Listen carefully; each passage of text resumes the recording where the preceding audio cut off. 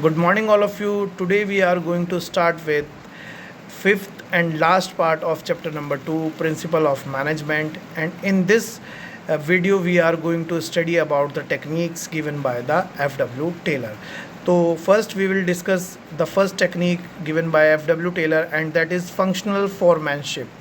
According to this technique, what Taylor suggested that in an organization, the work of production and planning is divided and done by the specialized person. यानी कि उनके कहने का मतलब ये है कि एक ऑर्गेनाइजेशन में प्लानिंग और प्रोडक्शन का जो वर्क है वो स्पेशलाइज्ड लोगों के द्वारा किया जाना चाहिए. मींस प्लानिंग के लिए अलग जो है इंडिविजुअल्स होने चाहिए और प्रोडक्शन के लिए अलग इंडिविजुअल्स होने चाहिए. इसका बेनिफिट ये है कि अगर प्रोडक्शन और प्लानिंग दोनों का काम कॉमन एम्प्लॉयज़ द्वारा ही किया जाएगा तो वो अपने आप को बर्डन महसूस करेंगे और वो अपना स्पेशलाइजेशन जो है वो दोनों कामों में नहीं दिखा पाएंगे, क्योंकि कोई भी इंडिविजुअल किसी एक ही काम में स्पेशलाइज्ड हो सकता है, दोनों कामों में स्पेशलाइज्ड नहीं हो सकता है.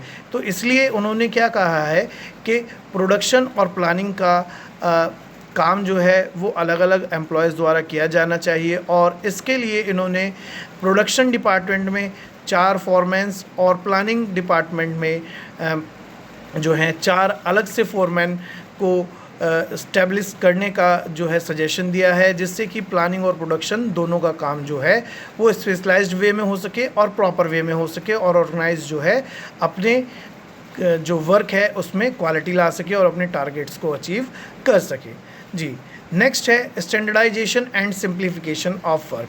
Standardization and simplification of work means each and every organization has to set some standards in his work और the target set by him. Means to say कि अगर एक ऑर्गेनाइजेशन कोई भी काम कर रही है, इसे समझने के लिए मैं आपको पहले एक एग्जांपल बता देता हूँ. जैसे कि हम कोई भी कोल्ड ड्रिंक पीते हैं तो उस कोल्ड ड्रिंक को हम अपने घर पिएं, घर से बाहर पिएं, अपने स्टेट में पिएं या किसी और स्टेट में पिएं, तो उस कोल्ड ड्रिंक को जो टेस्ट है वो सेम ही रहेगा, चाहे हम उसे कहीं पर भी पिएं वो टेस्ट सेम ही रहेगा. तो ये क्या चीज़ है, ये उस कोल्ड ड्रिंक कंपनी के द्वारा अपनी जो प्रोडक्ट है कोल्ड ड्रिंक उसका टेस्ट मेंटेन किया गया है, एक जैसा रखा गया है. मींस उन्होंने एक स्टैंडर्ड बनाया है टेस्ट का, जो कि कहीं पर भी आपको डिफरेंट नहीं मिलेगा. तो इसी तरह टेलर ने भी सजेस्ट किया है कि हर एक ऑर्गेनाइजेशन को अपने काम के कुछ स्टैंडर्ड सेट करने चाहिए, जिससे कि उसकी जो है रेपुटेशन मार्केट में मेंटेन हो सके और उनके जो काम में क्वालिटी आ सके.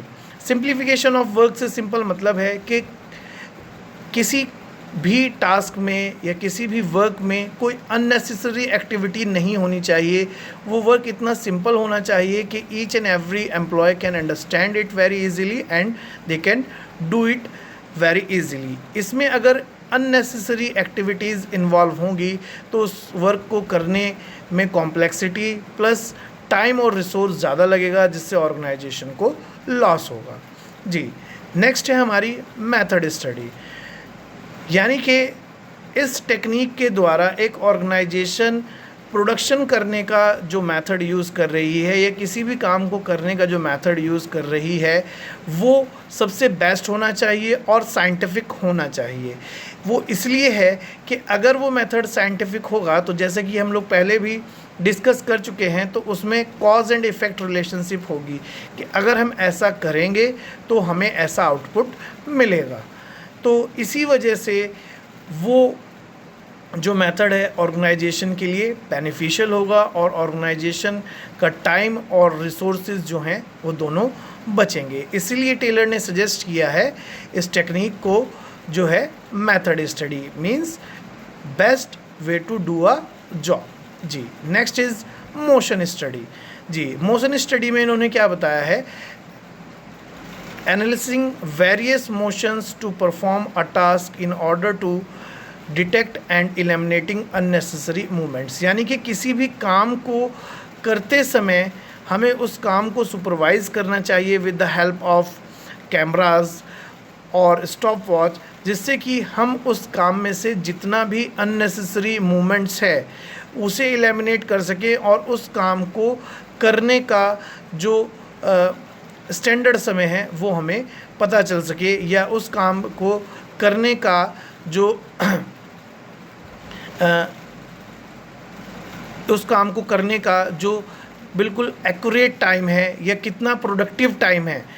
मतलब अगर सही तरीके से हम लोग समझें तो एक एम्प्लॉयज़ एक ऑर्गेनाइजेशन में काम करते हुए कितने समय प्रोडक्टिव होता है और कितनी देर वो अनप्रोडक्टिव होता है, इस चीज़ को आइडेंटिफाई करने के लिए जो एफडब्ल्यू टेलर हैं उन्होंने ये चीज़ जो है, ये टेक्निक जो है सजेस्ट की है।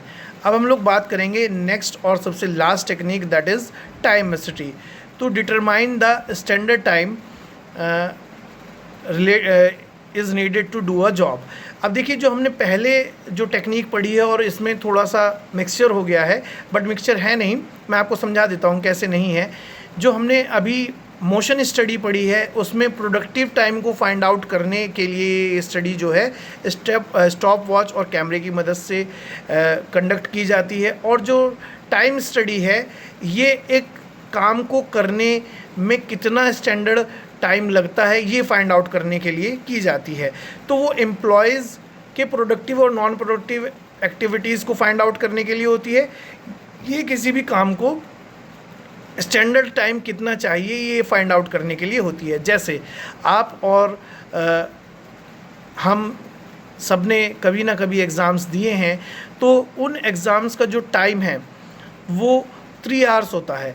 तो वो एक स्टैंडर्ड टाइम होता है जिसमें कि उस क्वेश्चन पेपर में दिए गए हर क्वेश्चन को सॉल्व किया जा सकता है। किसी भी क्वेश्चन को करने में वो 3 आवर्स जो हैं कम नहीं होंगे, ये चीज़ पहले से ही क्लियर होती है। इसलिए ये टाइम जो है 3 आवर्स रखा जाता है हमेशा से ही।